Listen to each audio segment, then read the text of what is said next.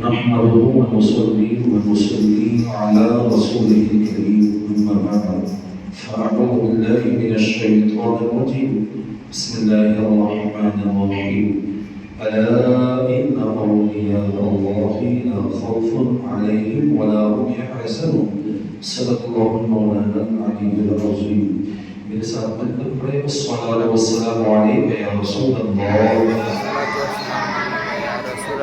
الصلاة والسلام علیک یا حبیب اللہ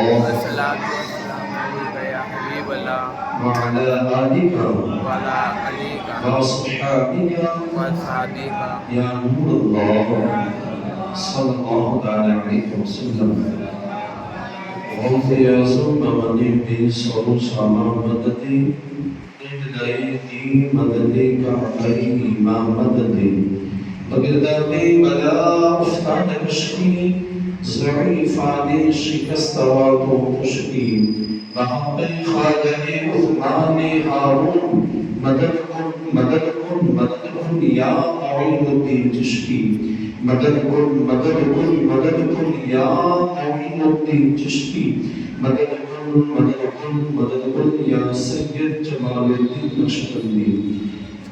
ارشاد خداوندی ہے الا ان اولیاء اللہ لا خوف علیہم ولا هم يحزنون. خبردار ہو جاؤ کہ بے شک اللہ کے ولیوں کو نہ کوئی خوف ہے نہ کوئی غم.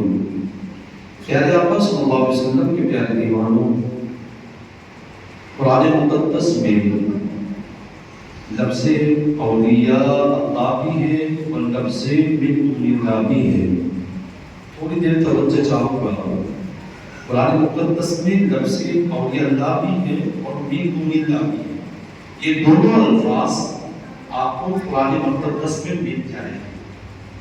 سمجھنے والی بات یہ ہے کہ اولیاء اللہ اور من دون اللہ میں کیا فرق ہے. کیونکہ کچھ لوگ اولیاء اللہ کو من دون اللہ سمجھ بیٹھے، بلکہ کہتے ہیں اولیاء اللہ کو من دون اللہ کہتے ہیں. حالانکہ اولیاء اللہ اور من دون اللہ یہ دونوں لفظ میں آسمان اور زمین بلکہ اس سے کہیں زیادہ فرق ہے. یہ دونوں لفظ میں کیونکہ اولیاء اللہ اسے کہتے ہیں جو اللہ کے دوست ہے، اور من دون اللہ اسے کہتے ہیں جو اللہ کے دشمن ہے. اولیاء اللہ وہ جو اللہ کے قریب ہے، من دون اللہ وہ جو اللہ سے دور ہے. اولیاء اللہ وہ جو اللہ کے اپنے ہیں، من دون اللہ وہ جو غیر اللہ ہے، جو اللہ کے علاوہ جو اللہ کے غیر ہے. اولیاء اللہ وہ جو اللہ کے نزدیک محبوب ہے، اور من دون اللہ وہ جو اللہ کے نزدیک مقبول ہے، ناپسندیدہ. اولیاء اللہ وہ جن کو اللہ تبارک و تعالی نے اپنی عطا سے مختار بنایا، اور من دون اللہ وہ جو بے بس ہے، مجبور ہے، لاچار ہے. اولیاء اللہ وہ کہ جو اگر اشارہ کر دے تو اللہ تبارک و تعالی ان کے اشاروں پر پہاڑوں کو ہٹا دے، پہاڑوں کو ان کی جگہ سے ہٹا دے. یہ اولیاء اللہ کی شان ہے. اور من دون اللہ وہ جن کی ناک پر اگر مکھی بھی بیٹھ جائے تو ہٹا نہ سکے، اسے اڑا نہ سکے. یہ اتنا واضح فرق ہے، اتنا واضح فرق ہے. پھر بھی پتہ نہیں کچھ لوگوں نے اولیاء اللہ کو من دون اللہ سمجھ لیا، بلکہ اولیاء اللہ کو من دون اللہ میں داخل کر دیا. اسی لیے یہ لوگ لوگوں کو گمراہ کرنے کے لیے اپنے گھروں سے نکل پڑے. اور دلیل میں یہی آیت کریمہ ہمارے سامنے پیش کرتے کہ دیکھو وما لکم، قرآن کہہ رہا ہے وما لکم، نہیں ہے تمہارے لیے من دون اللہ، اللہ کے سوا، من ولی، کوئی ولی، ولا نصیر، کوئی مددگار. اب بولا والا سنی جو ہوتا ہے نا وہ دیکھتا کہ ہاں قرآن مقدس ہے، قرآن آیت قرآن ہمیں ہمارے سامنے پیش کیا جا رہا ہے، اللہ کا مقدس کلام ہمارے سامنے پیش کیا جا رہا ہے، اور ترجمہ واقعی میں صحیح، بالکل صحیح ہے. اس پر ہمارا ایمان، ایک ایک لفظ پر ہمارا ایمان، ایک ایک لفظ پر، ایک ایک حروف پر، بلکہ جو اس آیت کریمہ میں جو لفظ ہے اس کے نقطوں پر بھی ہمارا ایمان. تو یہ جب پیش کرتے وما لکم نہیں ہے تمہارے لیے من دون اللہ اللہ کے سوا من ولی ولا ولی نہ کوئی ولی ولا نصیر نہ کوئی مددگار. اور ہم دیکھو تو اللہ کی ولیوں سے مدد مانگتے ہیں, کبھی غوث اعظم سے مدد مانگتے ہیں, کبھی خواجہ اعظم سے مدد مانگتے ہیں, کبھی خواجہ دانا سے مدد مانگتے ہیں, کبھی فلاں ولی سے مدد مانگتے ہیں, ان اولیاء اللہ سے مدد مانگتے ہیں, اللہ کے مقرب بندوں سے مدد مانگتے ہیں, محبوب بندوں سے مدد مانگتے ہیں. اور قرآن کو کہنا ہے نہ اللہ نہ کوئی ولی ہے تمہارے لیے اللہ کے سوا نہ کوئی مددگار ہے. قرآن کہہ رہا ہے اور ہمارا ایمان اس آیت ہے. اس کا مطلب کیا ہوا؟ اس کا مطلب کیا ہوا؟ تو یاد رکھیں یہاں جو لفظ من دون اللہ اس سے مراد جو ہے نا وہ بت وہ مورتیاں کہ جہاں لوگ جا کر اپنے ماتھے ٹیکتے, کچھ لوگ جا کر وہ مورتیاں جو مندروں میں جاتی وہاں جا کر جو ماتھے ٹیکتے ہیں وہ ہے من دون اللہ. تو قرآن نے صاف صاف کہہ دیا کہ ان میں, اور ہم بھی یہ کہتے سنو کہ ان میں نہ ہمارا کوئی ولی ہے. ہمارا ایمان عقیدہ اس آیت میں یہ ہے کہ ان میں نہ ہمارا کوئی ولی ہے نہ ہمارا کوئی مددگار ہے. ان مورتیوں میں نہ ہمارا کوئی ولی ہے نہ ہمارا کوئی مددگار ہے. سنو ہمارا جو مددگار ہے نا, جو ہمارے مددگار ہے وہ اپنی قبروں میں زندہ ہے.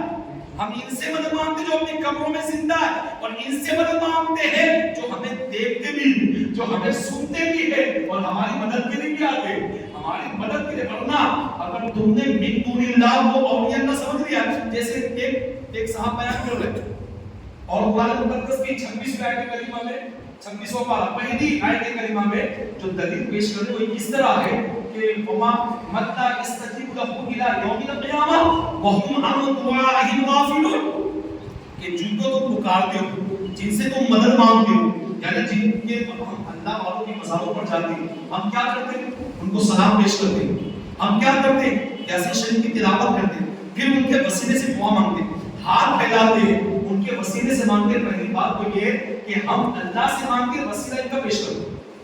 ہم اللہ سے مانگتے ہیں, ہم اللہ سے مانگتے ہیں, وسیلہ ان کا پیش کرتے ہیں. پہلی بات تو یہ. مگر کچھ لوگ سمجھتے ہیں ہم ان سے مدد مانگ رہے ہیں, ہم ان سے ہم ان سے مانگ رہے ہیں جو کچھ مانگ رہے ہیں. اگر ہم نے کوئی مانا بھی ان سے مانگا بھی ہے تو یاد رکھنا انہیں ہم نے وسیلہ بنا کر مانگا ہے. ہم انہیں خدا سمجھ کے کون سا سنی مجھے بتا دو جو یہ کہتے کہ ہم کسی بھی اللہ کے ولی سے جب مدد مانگتے یا کچھ بھی مانگتے خدا سمجھ کے مانگتے. ایک سنی آپ سمجھ کرتے, ایک سنی میرے سامنے پیش کرے کہ کوئی سنی یہ کہتے کہ خواجہ دانا علیہ محمد سے جب مانگتے ہیں تو اس لیے مانگتے وہ خدا ہے. کوئی ایک پیش کرتے کہ ہم خواجہ بن نواز رضی اللہ تعالیٰ کے آستانے پہ جاتے ہیں تو جب مانگتے تو انہیں خدا سمجھ کے مانگتے نہیں, کوئی بھی. ہم ان سے جب مانگتے ہیں تو انہیں خدا کا بندہ ہی مانگتے, مگر یہ کہ انہیں اللہ کا قرب جو حاصل ہے ہمیں اتنا حاصل نہیں. ہم اتنے خدا کے قریب ہیں جتنا یہ خدا کے قریب ہے, یہ جتنے خدا ہے. اور اگر تم نے انہیں یہ سمجھ لیا جو قرآن مقدس کو ثابت کر کے ایک شخص کہہ رہا تھا, بیان کر رہا تھا, بیان اس نے یہ کہا کہ جن سے تم مدد مانگ رہے ہو, جن کو تم پکار رہے ہو, یہ تو وہ ہے کہ ماد اللہ, اس نے کھل کر کہا ماد اللہ رب العالمین کہ تم جنس کو مدد کے لیے پکارتے ہو, جن کی بارگاہ میں جاتے ہو, جن کے مزاروں پر جاتے ہو, جن کی کلام پوسی کرتے ہو. یہ تو وہی لوگ ہیں نا کہ ماد اللہ اس نے خود کے لفظ میں کہا کہ ان کے کپڑے تم نہیں اتارے, ان کے کپڑے تم نے اتارے, انہیں غسل تم نے دیا, ان کی نماز جنازہ تم نے پڑھی, انہیں قبر میں تم نے دفن کیا, ان بھی تم سے مدد مانگ رہے ہو. حالانکہ یہ وہ لوگ ہیں کہ ماں اللہ وہ کہہ رہے ہیں یہ وہ لوگ ہیں کہ قیامت کے دن وہم عن دعائهم غافلون, تمہاری دعاؤں سے غافل ہیں, تمہاری دعاؤں سے غافل. یہ تمہاری سنیے یہ پیش حالانکہ ینفو نہ تمہیں فائدہ پہنچا سکتے, تو یہ نہ تمہیں نقصان پہنچا سکتے نہ تمہیں نقصان فائدہ پہنچا سکتے. تو جو تمہیں نقصان نہ پہنچائے, تمہیں جو فائدہ نہ پہنچائے, تو ان کے سامنے تم جا کے مدد مانگ لو. حالانکہ یہ وہ ان کا ذکر ہے جو مردوں میں جن کی پوجا کی جاتی ہے, ان کا ذکر ہے. مگر اللہ والوں پر یہ آیت جذب کرتی جاتی ہے اور کہا جاتا ہے ان سے مدد. حالانکہ آخری بات عرض کروں, اللہ کی ولی خدا کی قسم مدد کرتے اللہ کے ولی, یہ اللہ کو اللہ تبارک و تعالیٰ نے جو اختیار دیا یہ مدد کرتے, اس شان سے مدد کرتے. بارہا آپ نے سنا ہوا ہے, بارہا آپ نے سنا اللہ کی ولی اتنے عظیم الشان اللہ نے طاقت دی, قوت دی ہے. یہ اللہ پر کے علامہ مولانا, میں بہت پرانے بزرگ کی بات نہیں کروں گا, ایک وہ عظیم شخصیت ابھی جو ہمارے قریب ماضی قریب دنیا سے تشریف لے گئی, عظیم شخصیت حضرت علامہ مولانا غلام رسول صاحب. انہوں نے حضرت یوسف علیہ السلام پر وہ عظیم الشان کتاب تحریر فرمائی کہ آج تک ایسی کتاب یوسف علیہ السلام پر کسی نے نہیں لکھی. حضرت مولانا غلام رسول, علامہ غلام رسول, آپ کا جہاں مکان تھا، جہاں آپ جہاں رکے ہوئے تھے، جہاں آپ کا مکان تھا، مکان کی دیوار اور مندر کی دیوار ایک ہی تھی. آپ وہاں پر رہتے تھے، وہاں پر تلاوت کرتے تھے، وہاں پر اسی مکان میں آپ احادیث کریمہ کا ورد کرتے تھے، آپ وہاں پر اپنی کتابوں کا مطالعہ کرتے تھے. حضرت علامہ مولانا غلام رسول. اور اس مندر کا یہ دستور تھا کہ جب کوئی بارات آتی، نئی دلہن آتی، تو اس گاؤں کا یہ دستور تھا کہ اس گاؤں میں جب نئی دلہن آتی تو اس کو اکیلے تنہا وہاں چھوڑ دیا جاتا. اپنے ماموں کے پاس وہاں چھوڑنے کے بعد اس کے ہاتھ میں ایک پلیٹ ہوتی جس میں لڈو ہوتے، اسے چھوڑ دیا جاتا، جاؤ اور وہاں جا کر پیش کر کے. پہلے یہ ان کا دستور ہے کہ پہلے دلہن اکیلی تنہا جائے اور وہاں جا کے پیش کر کے آئے. اب نئی نویلی دلہن آئی اور جا کر نئی نویلی تھی، نادان تھی، یا یوں سمجھ لیجیے احمد تھی، اسے نہیں معلوم تھا کہ میرے ہاتھ میں جو پلیٹ دی گئی ہے، جس کو دی گئی بس چڑھانے دی گئی ہے، وہ نہیں سمجھ رہی تھی. وہ چلی گئی اندر اور جانے کے بعد وہ یہ سمجھ رہی تھی یہ جو پلیٹ تھا جس میں لڈو سجائے گئے ہیں یہ شاید کھانے کے لیے دی گئی ہے. وہ گئی مندر کے اندر اور جانے کے بعد مندر میں جو خدا بن کر بیٹھا ہوا تھا اس کے سامنے رکھ دیا اور کہا اسے کھاؤ، اسے کھاؤ، اسے کھاؤ. یہ لفظ بولنے لگے، وہاں بات کے لفظ بولنے لگے. اب ظاہر سی بات ہے وہ مورتی ہے، کہاں سے سننے والی. یہ وہ ہے جو نہ نفع پہنچا سکتے نہ نقصان پہنچا سکتے، یہ وہ ہے. تو اب وہ کہاں سننے والی ہے؟ حضرت ابوبکر صدیق رضی اللہ تعالیٰ عنہ کے والد جب آپ چھوٹے تھے لے کے چلے تھے نا، اور لے جانے کے بعد کہا تھا بیٹا ابوبکر یہ ہے، یہ ان کا نام عبدالعزیٰ تھا. عبدالعزیٰ یہ تو ہمارے خدا، یہ ہمارے معبود ہے، ان کو سجدہ کرو، ان کو سجدہ کرو. یہ کہہ کے چلے آئے. حضرت ابوبکر صدیق رضی اللہ تعالیٰ عنہ اس عظیم شخصیت کا نام ہے کہ جن کی پیدائش سے پہلے توریت میں جن کا ذکر آ چکا ہو، توریت میں جنہیں محبوب کا دوست کہا گیا ہو بلکہ یار مزار کہا گیا ہو، وہ حضرت ابوبکر صدیق رضی اللہ تعالیٰ کب اپنے پیشانی اس کے آگے جھکانے والے، کب اس کے آگے جھکانے والے. آپ نے پتھر اٹھایا، پہلے آپ نے کہا میں بھوکا ہوں مجھے کھلا. اب وہ کیا جواب دے گا؟ پھر اس سے کہا میں پیاسا مجھے پلا. کیا جواب دے گا؟ پھر آپ نے ایک پتھر اٹھایا اور کہا اگر خدا ہے نا تو میں تیری طرف پتھر پھینک رہا ہوں اپنے آپ کی حفاظت، اپنے آپ کو بچا.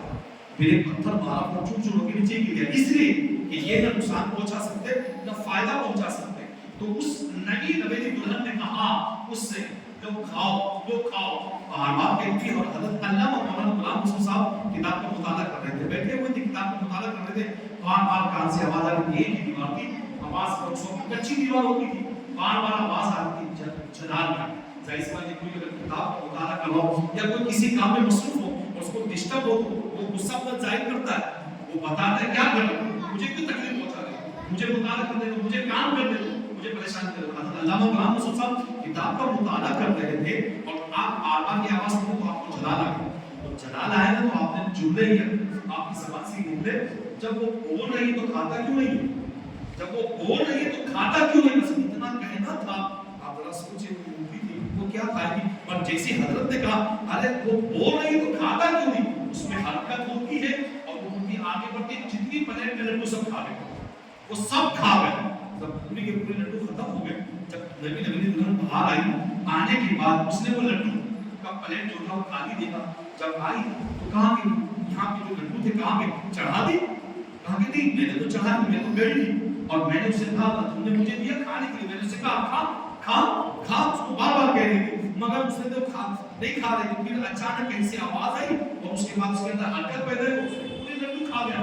وہ جو مٹی تھی اس نے پوری لڈو کھا گئی.